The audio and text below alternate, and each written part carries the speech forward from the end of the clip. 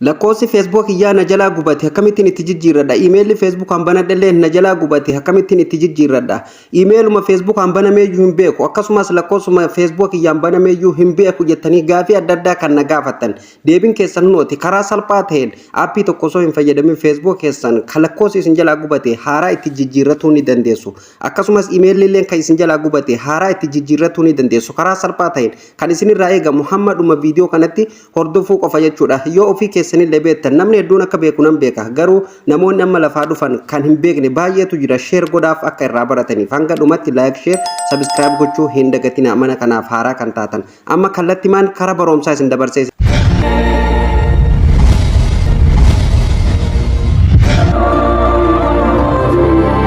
egaan hordoftoota fi kabajamtoota walitti deebinee jirra Facebook keenya lakkoofsi kawoonu jalaa gubate akkasumas email Facebook keenya bananne yoonu jalaa gubate akkamitti haaraa itti jijjiirranna yeroo passwordii irraa jijjiirra jenne koodii lakkoofsa gubate irratti nu erga nuuf hin jijjiiramu jettanii kan rakkatan hin rakkatin har'a boodan karaa salphaa ta'een irraa jijjiirratuu dandeessan Facebook keessa yoo email illee hin beekne akkasumas lakkoofsa isaan banamillee yoo hin beekne namni yoo isiniif bane ta'e karaa salphaa ta'een kan ofii keessanii beektanitti jijjiirratuu ni dandeessu kuni Facebook keessa seenna yeroo tokko Facebook keenya keessa eega seenne maal goona tuqaa sadeen kanarra dhufna gubbaa kanarra dhufne jechuudha yeroo tokkoof kilik irratti goona sana booda haala kanaan Facebook keenya nuuf fidaa jechuudha amma kan isin argisiisaa jiru kuni Facebook profile jechuudha Facebook page irratti illee akkamitti akka dhufu hundaa'u isin argisiisaa jechuudha setting mataa kana gubbaa jirti irratti cuqaasna sana booda haala kanaan fuula kana qabatee nu dhufa Facebook ni baay'een haala kanaan isiniif hin fidu jechuudha akkamitti akka inni isiniif fidullee gara booda irratti sanillee isiniin argisiisa jechuudha hordoftoota kiyya amma kuni Facebook profile dha jechuudha eega inni akkanatti isiniif fidee personal details ka jedhu kanarratti yeroo tokkoof kama tokkoffaa kanarratti kilik gootan yeroo tokkoof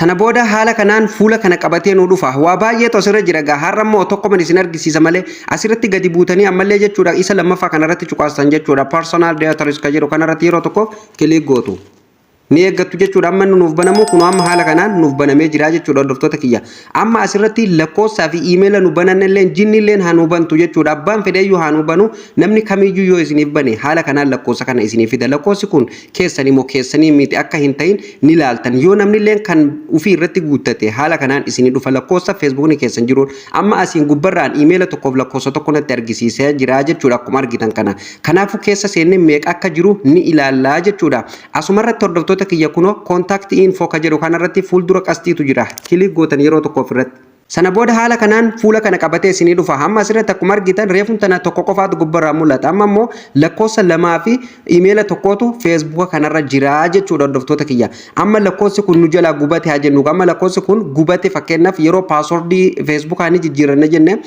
koodii nu gaafata jechuudha beekamaadha sun koodii san immoo lakkoofsa duraan irratti nuuf erga lakkoofsi sun gubate hin argannu jechuudha kanaafuu Facebook keenya akkaan jaalannu dhabuurra jechuudha akkamitti akka itti jijjiirratan karaa salphaa ta'een itti jijjiirratu ni dandeessu jechuudha amma lakkoofsa kana tokko irraa gubeetiin isin argisiisan amma lakkoofsa kana hin gubdan akkanumatti dhiistanii jechuudha akkanumatti dhiistaniiti steepiin isinitti argisiisu kana hordoftan booda gubdanii jechuudha isa inni gubatuun isaa hin hafu waan ta'eef booda gubata kanaafuu steepii kana hordofa gadi buutanii siistama kana fayyadamtu asitti kun akkuma argitan jalatti maal nuun jedhaa jira add new contact nuun jedhaa jira jechuudha lakkoofsa haaraa akka nu itti galchinu nu barbaada amma lakkoofsa kana booda gubna isiniin jedheen jira kanaafuu maal goon asirratti gadi buunee add new contact ka jedhu kanarratti lakkoofsa haaraa itti guuna sana booda haala kanaan fuula kana qabatee nu dhufa qabxii lama qabatee nu dhufa asirratti jechuudha akka nu waa lama itti guutannu nu beeksisaa jira jechuudha add mobile number fi akkasumas add email nuun jedha email kan kee akka itti galchituu fi akkasumas mobile lakkoofsa mobile keetii akka itti galchitu si gaafata jechuudha amma asirratti lakkoofsa haaraa itti guutanii jechuudha hordoftoota kiyya asirratti amma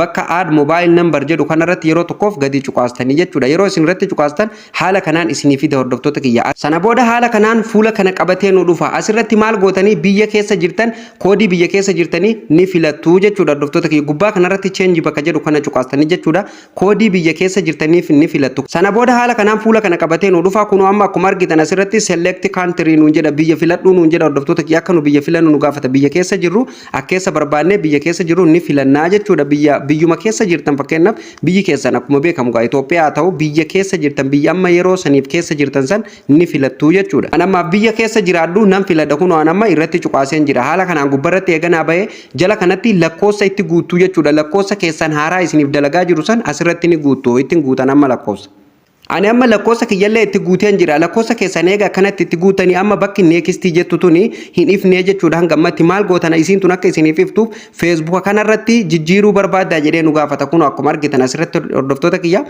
Fakkeenyaaf amma ani feesbuukni kuni maqaa feesbuuk kiyyaati jechuudha. Kanaafuu geengootu fuula dura jira jechuudha. Geengoo kanarratti halluu dibdan. Yeroo isin raayitii itti gootan haala kanaan neekistiin kun nuuf ifee jira. Amma irra nuuf ni tuqamaa jechuudha. Irratti cuqaastan yeroo tokkoof neekistirra cuqaasnee gara fuul duraa deemnaa jechuudha. Kun akkuma argitan amma selekti tahaa jira jechuudha hordoftoota kiyya.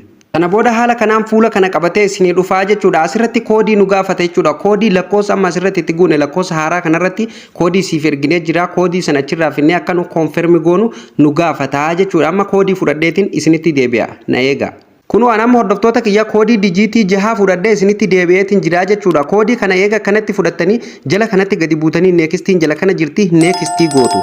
Sana booda hordoftoota kiyya kallattii maan bakka reefutti isin deebisaa jechuudha. Kunu amma akkuma argitan jechuudha lakkoofsi reefuun tana meeqaatu jira? Lamaatu jira hubadha. Amma asirratti lakkoofsi kun akkuma argitan sadii tahee jira jechuudha hordoftoota kiyya. Hanga barbaadan irratti guuttatuu ni dandeessu jechuudha. Amma lakkoofsa kana tokko irraa gubeetiin isin argisiisa gaammallee jechuudha. Amma lakkoofsa kana eega kana asirratti guuttatanii maal gootan hordoftoota kiyya ni gubdan lakkoofsa asirra jiru kan isinirraa hin dalagne sanii lakkoofsa hin dalanne san maal gootanii ni gubdanii jechuudha. Gubdanii haaraa irratti dhiifatan. San booda yeroo isin paaswordii jijjiiruuf deemtan yookaan dhimma adda addaatiif feesbuukni illee isin gaafate waan tokko tokko kan isin sirreessuuf deemtan paaswordii haaraallee yoo jijjiirratuuf deemtan jechuudha.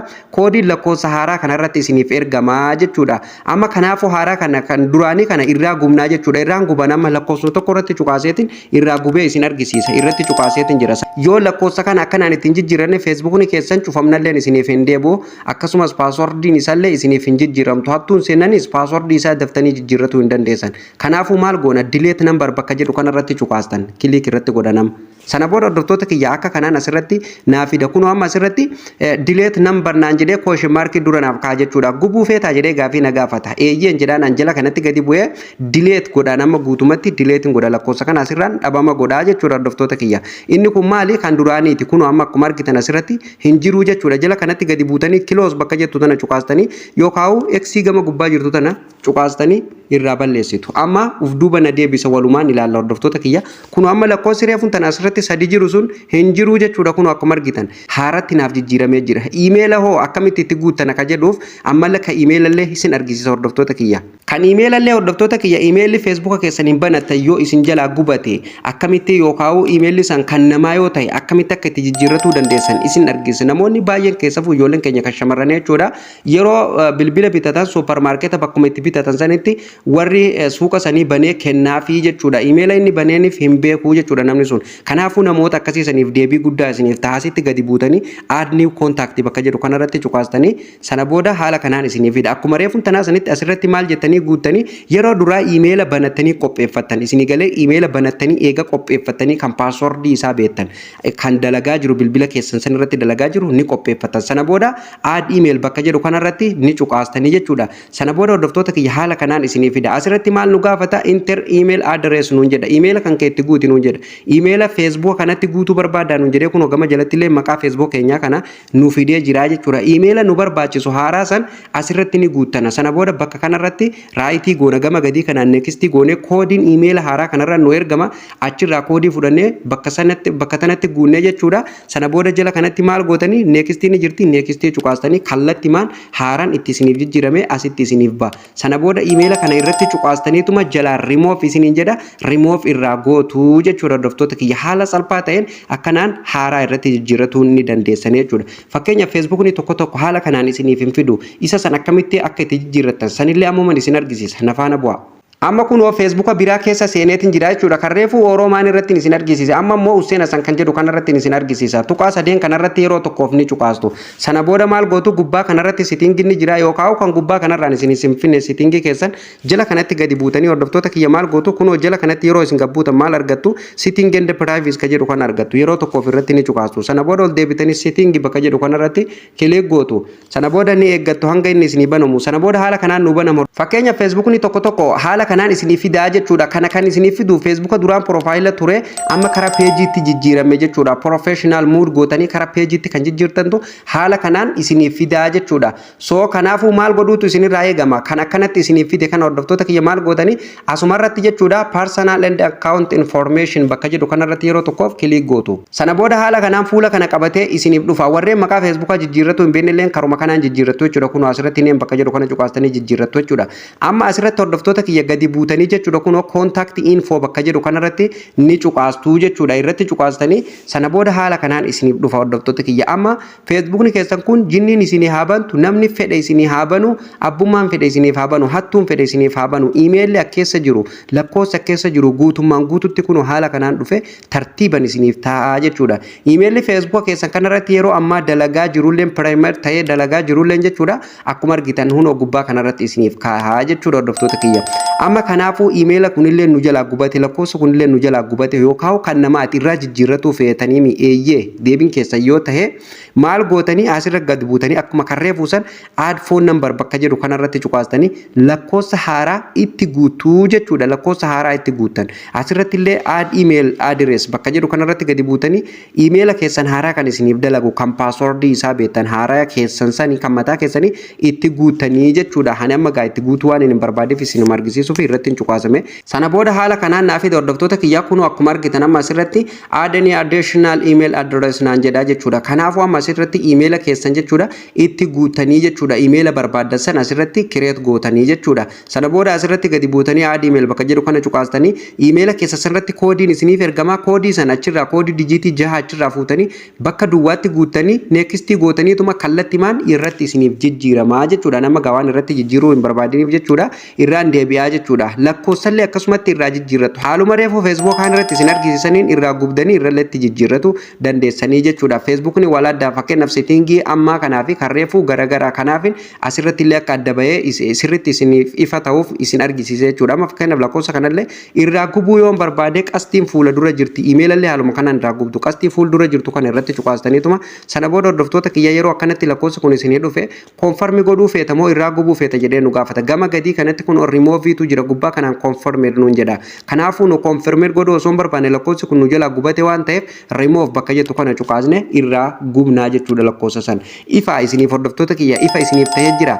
Lakkoofsa osoo lakkoofsa haaraa itti hin naqanne lakkoofsa haaraa irratti hin guuttanne kan duraanii irraa hin gubina. Akkasumas iimeela haaraa osoo irratti hin guuttanne iimeela duraan Facebookni keessan dalagaanii jiru san akka irratti hin guunnen isiniin jedha. Bakka kanatti addaan baafadha hordoftoota kiyya sirriitti bakka kana adda baastanii beekuun isin irratti dirqamaa jechuudha. Haala kanaan Facebook keessan harkatti deebifattanii hordoftoota kiyya nam tokkollee osoo hin gaafatin birrii takka osoo hin baasin viidiyoo kan haga dhumatti yoo daawwattan harka keessaniin waan barbaadan Facebook keessan irratti jijjiirratu ni dandeessaniin isiniin jedha. Namoonni baay'een osoo Facebook isaa jaallatu Facebookni isaa fooloon ol deemee jechuudha yeroo guddatee bakka guddaa dhaqe Facebook isaa lakkoofsa isaa hin beeku akkasumas lakkoofsi sun jalaa cufata keessafuu ijoolleen keenya kan biyya namaa jiru lakkoofsi ni cufata yeroo baay'ee hoggaa biyyatti galanii lakkoofsa irratti koodii waan ergamuuf irraa jijjiirratu hin beekani jechuudha. Karaa kanaan irraa jijjiirrattee Facebook keessan kan jaallattan jechuudha harka keessanitti deeffattanii akka barbaadanitti itti taphatu ni dandeessu jechuudha. Kana qofaa miti hordoftoota kiyya chaanaala Oromaan kanarratti waa baay'ee baratuuf deemtu gar fuulduratti jechuudha hordoftoota kiyya. Akkamitti akka YouTube irratti dalagattan akkamitti maallaqa onlaayinaa weebsaayitoota adda addaa akkamitti akka itti dalagatu dandeessan hojii dhuunfaa keessanii qilleessa irratti uummattanii akkamitti akka itti dalagatu dandeessanii fi akkasumas akkamitti akka kompiitaratti fayyadamuu dandeessan bilbiloota jechuudha isin dhibe hundaa akkamitti akka itti tolfatuu dandeessan chaanaala kanarratti isin barsiisuuf karoora guddaa karoora bal'aan qabadhee jira jechuudha hordoftoota kiyya. Kanaafuu kan isin irraa eegamu chaanaala kana subscribe gootaniituma hanga dhumatti viidiyoo kiyya yoo hordoftan waa baay'ee anarraa baratuu dandeessan maallaqaan kan namni nama barsiisu bilaashan firii isin barsiisa jechuudha. Warreen gara Facebook Oxygen Media Networktiin na hordofaa jirtanillee baay'eetu jirtan jechuudha. Kan YouTube kiyya dhaquuf rakkattanillee parsantaa xiqqaa argattan jechuudha barumsa karaa Facebookaatiin. Kanaafuu jechuudha Facebook kiyya kana jala gadi seentanii jechuudha osoo maqaa kiyya search godhuuf hin cinqamin barbaaduuf hin cinqamin watch now bakka jedhu kana profaayila kiyya jalaan cuqaastanii gara chaanaala kiyyaa dhuftanii daawwatuu ni dandeessan waan barbaadan. Barumsi keenya karaa kallattii sadiin isiniif darbaa jira. Gara TikTok Oromaanii fi Facebook Oxygen Media Network akkasumas gara YouTube Oromaaniin isiniif tamsa'aa jira jechuudha guyyaa guyyaan jechuudha. Kanaafuu haala kanaan karaa hundaa warri jirtan nu hordofuu hin dagatina. Egaan hordoftoota kiyya barumsi har'aaf qabadhe kana fakkaata akka isin gammachiisuuf akka waa irraa barattan abdiin qaba. maarree isinillee viidiyoo kana ilaaltanii eega xumurtanii chaanaala dinkii fi barsiisa keessan kana jajjabeessuuf chaanaala kana subscribe godhuu hin dagatinaa. Chaanaalli kun chaanaala barumsaati. Akkasumas viidiyoon dabalataa ofii isaatiin akka isin bira ga'uuf mallattoo notifiikeeshinii tanarra kaa'uu hin dagatinaan isiniin jedha. Warreen hangammatti barumsi keenya isin jala darbe mata duree viidiyoo jedhu kanarra cuqaasuudhaan viidiyoon barnoota baay'ee tokko keessa jira. Isin deemtanii waan barbaadan barachuu ni dandeessaniin isiniin jedha. Yaada fi komii qabdan komentii jalatti nuuf barreessaa. Viidiyoon kunneen akka namoota baay'ee bira ga'uuf please like tuquu hin dagatinaa. Hiriyoota keessaniif share gochuu hin dagatinaan isiniin jedha. Barumsa irraaf qabadda asumarratti raawwata. Barumsa itti aanuun hamma walitti deebinutti turtii gaarii qabaadhaa.